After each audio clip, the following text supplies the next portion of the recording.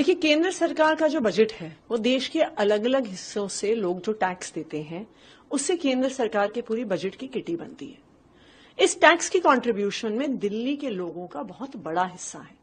दिल्ली के लोग 2 लाख करोड़ रुपए से ज्यादा इनकम टैक्स देते हैं।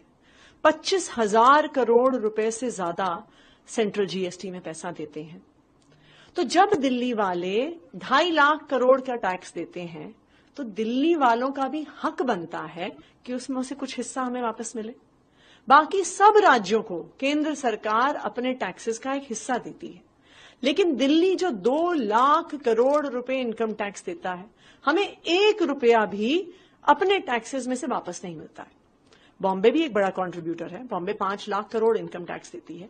उसके में से महाराष्ट्र की सरकार को 55,000 करोड़ रुपए शेयर इन टैक्सेस मिलता है।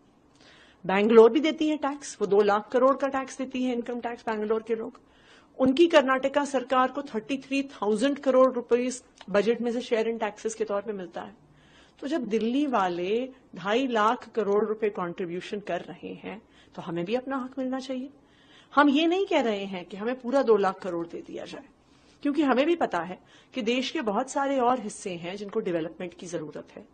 लेकिन इस 2 लाख करोड़ रुपए का 5% तो दिल्ली वालों का हक है, दिल्ली वालों का अधिकार है।